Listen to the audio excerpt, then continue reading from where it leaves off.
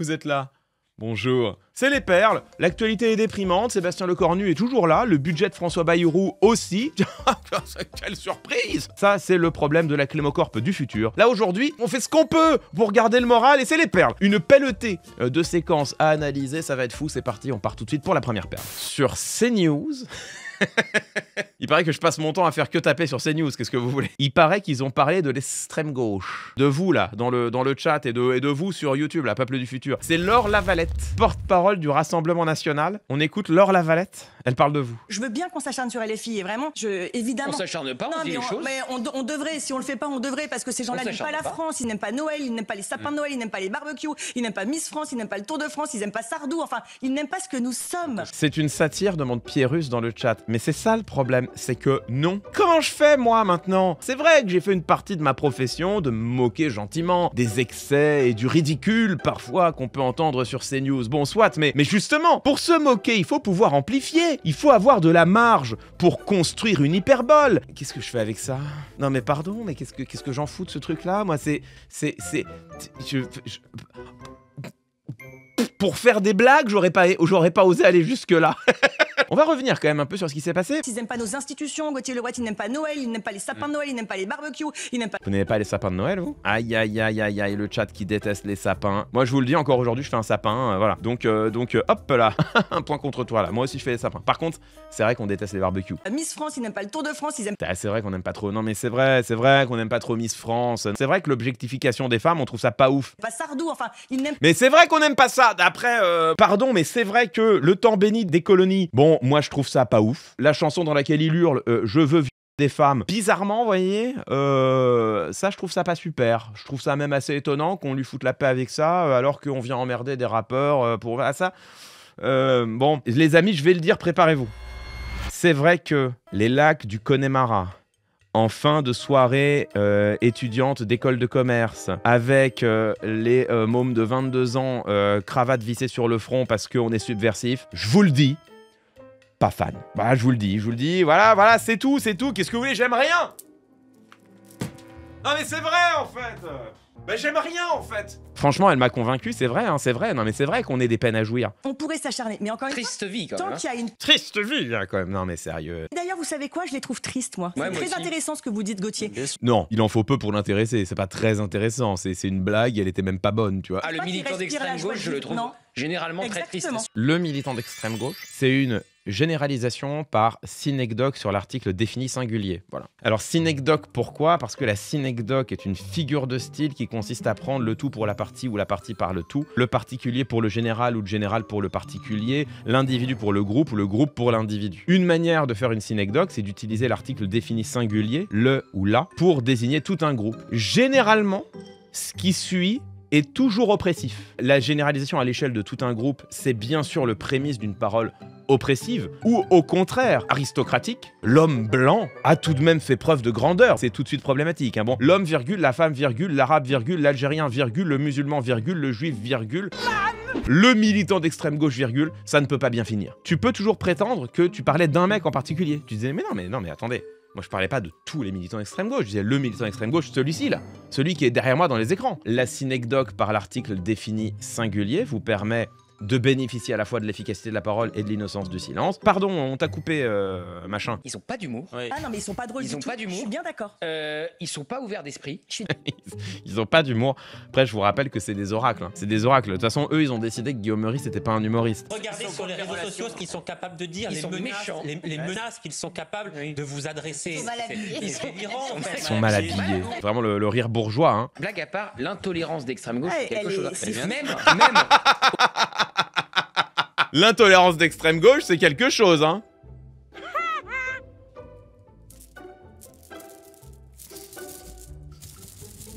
Je sais pas s'il y a des gens qui puent, mais en tout cas, il y a des idées et des débats qui, eux, sentent mauvais, ça c'est certain. Peuple de YouTube, une brève incartade dans ta vidéo, simplement pour te dire que si tu souhaites soutenir mon travail, la manière la plus simple, c'est tout simplement de t'abonner. Ça compte beaucoup et ça coûte presque rien, hein. Tout simplement une petite touche du bout du doigt. Surtout, n'hésitez pas. On essaye de chasser les 500 000 abonnés. Ils sont là, ils sont au bout du tunnel. On pourrait presque les apercevoir. Y parviendrons-nous? Eh bien, cela ne tient qu'à vous. Merci pour votre fidélité et je vous laisse tout de suite avec la suite de votre vidéo. Qu'est-ce qui se passe avec Bruno Le Maire? Là, il est chez Brut. Il est interviewé par Rémi Buzine. C'est au lendemain de sa démission d'un gouvernement dont il était déjà démissionnaire. Le Premier ministre m'a appelé dimanche soir. Il m'a dit, honnêtement, on a un sujet du côté des Républicains. Je suis tombé de mon armoire. Il est tombé de son armoire? S'il est tombé de son armoire, c'est qu'il est assis sur l'armoire. Mais personne ne fait ça. C'est une vraie expression. C'est une vraie expression, tomber de son armoire? Ok, tomber de l'armoire, Wiktionnaire, ça existe. On t'écoute, Bruno, pardon. Il y a un sujet, pourquoi?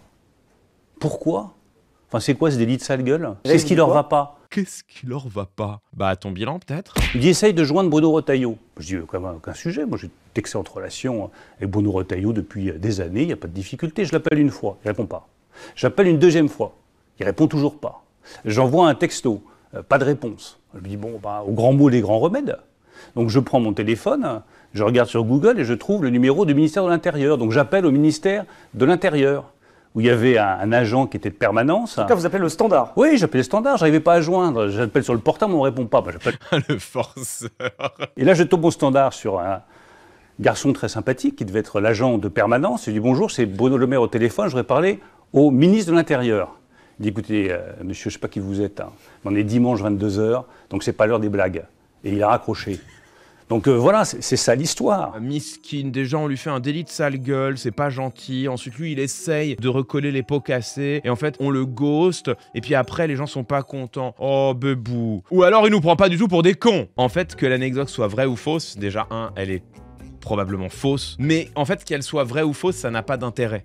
Parce que Bruno Le Maire sait très bien ce qui s'est passé. C'est pas un délit de sale gueule. S'il a provoqué une telle réaction, c'est que son bilan est catastrophique. Il sait très bien que c'est pas un délit de sale gueule. Et derrière, quand bien même ce serait vrai, il sait très bien, Bruno Le Maire, ce qui s'est passé. Il sait très bien que, de la part de Bruno Retailleau, c'est purement et simplement une tactique, que Bruno Retailleau cherchait une occasion de quitter le gouvernement et qu'il s'est saisi de celle-là, que donc il a fait exprès de pas répondre précisément pour trouver ce prétexte-là, que lui pouvait l'anticiper et que l'anticipant, il aurait pu, s'il l'avait voulu, à l'avance dire « Eh ben du coup, je me retire ».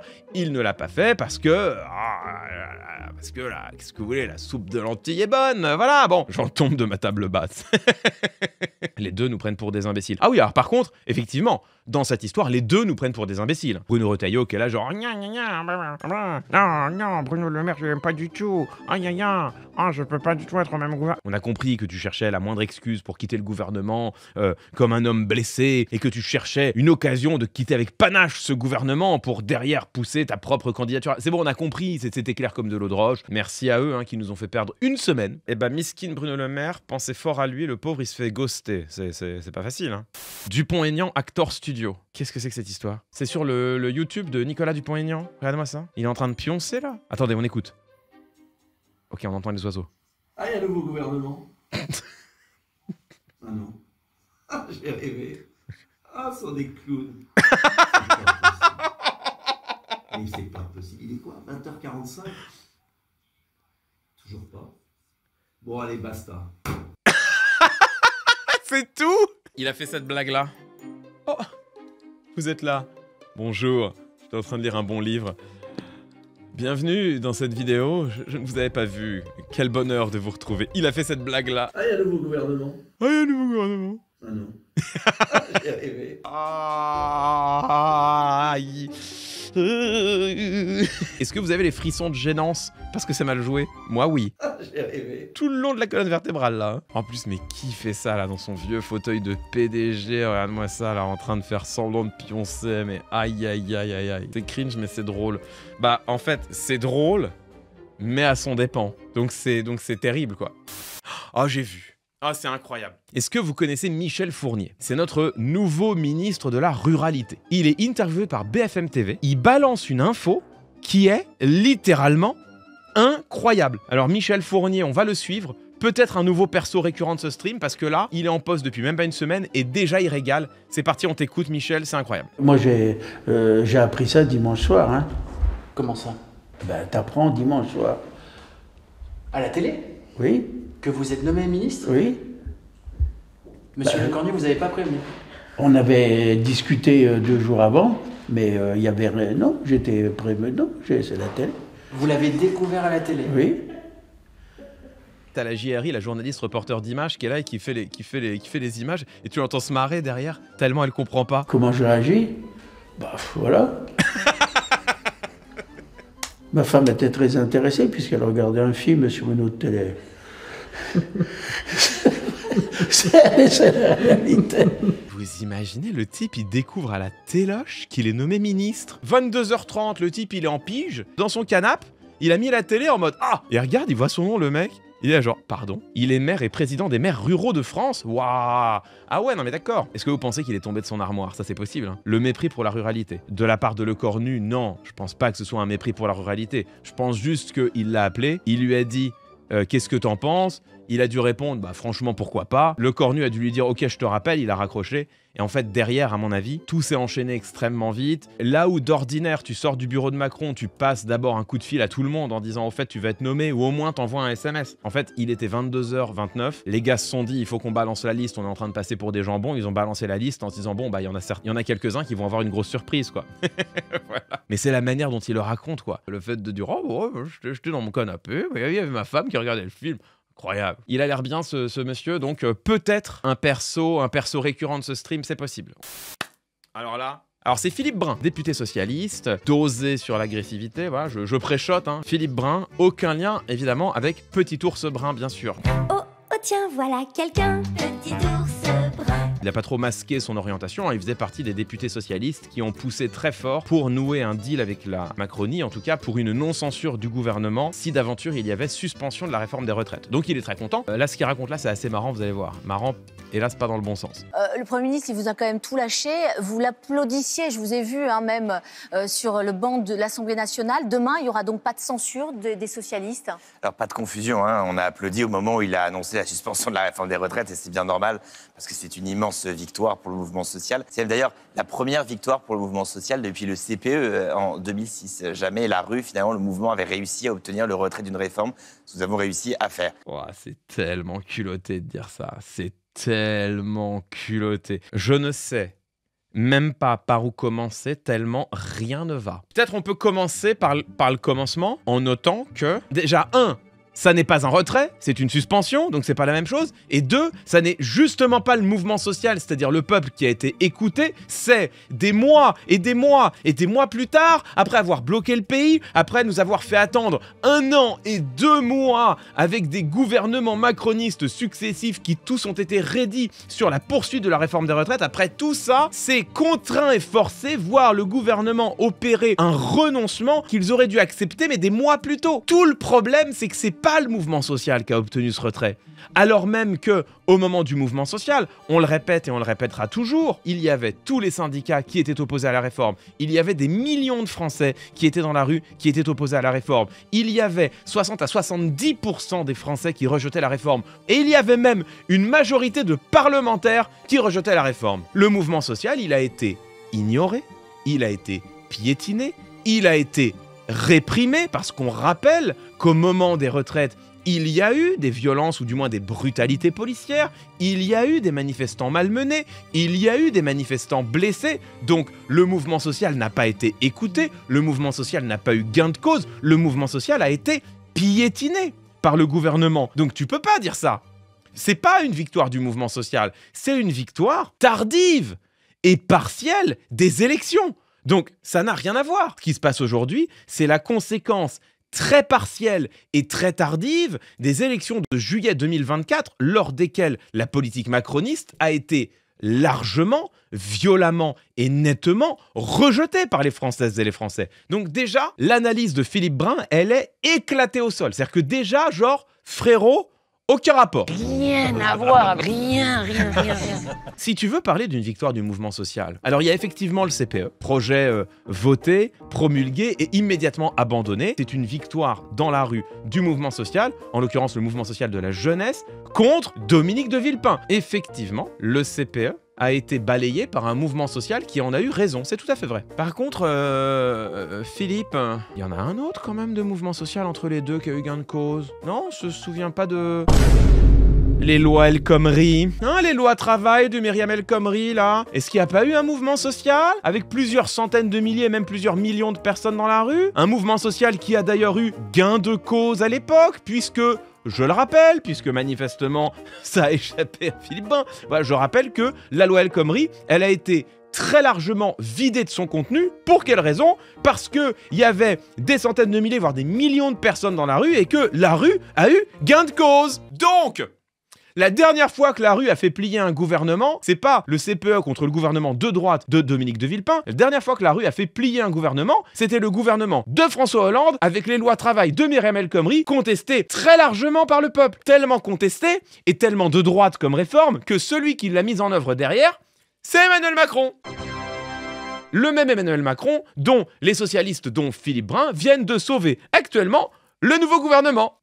N'est-ce pas formidable? On m'objectera que pas du tout, les lois travail, elles ont été votées, la loi El Khomri, elle a été votée, et donc non, le mouvement social n'a pas fait plier le gouvernement socialiste. Déjà, à quel moment un gouvernement de gauche se félicite d'avoir fait passer une loi de droite contre le peuple? J'ai envie de poser la question. Bon, et deux, en fait, si c'est vrai, les lois travail de Myriam El Khomri ont été vidées de leur contenu. C'est-à-dire qu'il y a bien eu une concession de la part du gouvernement Hollande, une concession tellement importante qu'en fait, les lois travail étaient à 90% vidées complètement de leur contenu. Preuve en est que les fameuses ordonnances travail d'Emmanuel Macron qu'il fait adopter en août 2017, immédiatement après avoir été élu, pourquoi est-ce qu'il peut les faire adopter aussi vite? Parce qu'elles sont déjà rédigées. Pourquoi sont-elles déjà rédigées? Parce que c'est ni plus ni moins que, à la lettre, la loi travail de Myriam El Khomri. Donc non, non, Philippe, ça n'est pas la première victoire d'un mouvement social depuis le contrat première embauche.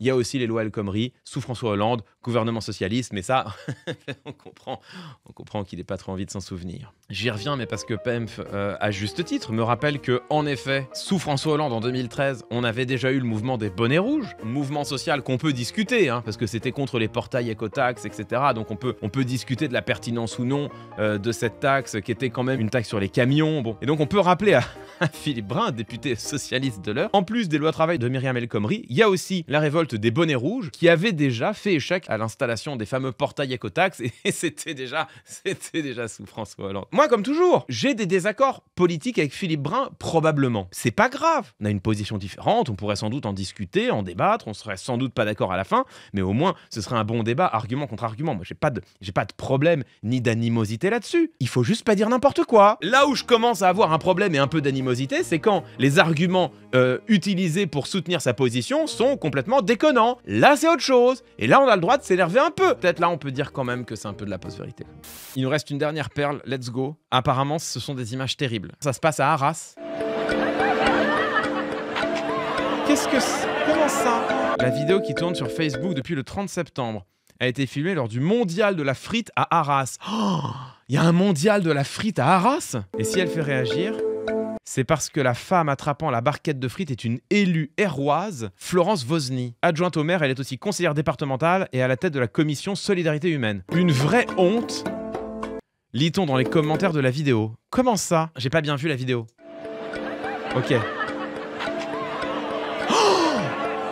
Oh, mais j'avais pas bien vu! Mais c'est très choquant! Moi, je m'étais arrêté là. Voilà, tu vois, là moi j'étais choqué. Tu jettes pas des frites comme ça, puis il y a tout qui tombe à côté, un peu de respect pour les frites, voilà. Mais c'est vrai que les images sont terribles. Regardez-moi ça. Gollum, mesdames, messieurs. On dirait Gollum avec l'anneau, quoi. Mais madame, on fait pas ça. Mais c'est quoi cette histoire? Regarde-moi ça.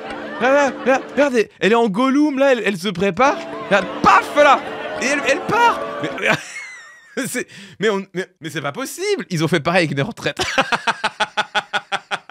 Elle est là. Oh, mes frites. Mais on fait pas ça. L'élu est visible près de la scène plusieurs minutes avant la fameuse séquence. Regarde-moi ça. Elle est en train de se manger la main. Un peu plus, elle attaque l'articulation. Franchement, moi je comprends. On entend d'abord Florence Vosny interpeller l'animateur pour tenter d'obtenir une barquette. Vient ensuite le moment où elle attrape... Pardon, hein, mais Gollum 100% quoi. La vidéo partagée s'arrête là, la suite montre l'élu s'arrêter un peu plus loin et partager sa prise avec un groupe de personnes. Ah, c'est un tout petit peu moins égoïste que ce qu'on pouvait croire. Ah, voilà, là on la voit partager. J'étais avec la famille de Fred, j'ai pris le paquet pour leur amener, explique l'élu pour justifier un geste maladroit. Ça reste un vol de barquettes de frites, c'est pas si grave que ça. Évidemment que la vidéo est drôle, du coup on a envie de s'en moquer, du coup ça tourne et du coup les gens s'indignent. Ce qu'il faut que vous réalisiez, c'est que sans doute que cette femme, depuis que cette vidéo est devenue virale, elle a reçu des milliers de messages injurieux. Rien ne justifie le harcèlement en ligne et certainement pas le vol d'une barquette de frites. Quelle indignité. Par pitié, n'allez jamais embêter sur leur réseau les gens dont on parle sur cette chaîne. Je ne le dis pas assez, mais je profite de cet épisode pour le redire à nouveau. Disons-le, c'est pas grave, il n'y a pas mort d'homme, ça trahit peut-être une conception de son propre mandat, qu'on peut trouver dommageable, ou qui peut nous interroger. Par contre, ça justifie pas de se prendre des milliers de messages, et j'imagine que c'est le cas. Rien ne le justifie, et certainement pas le vol d'une barquette de frites, aussi ridicule soit-il.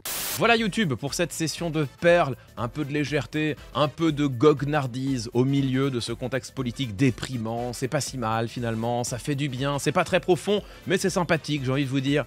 Dans le moment actuel, c'est ce qu'il nous faut. Merci à tous et à très vite.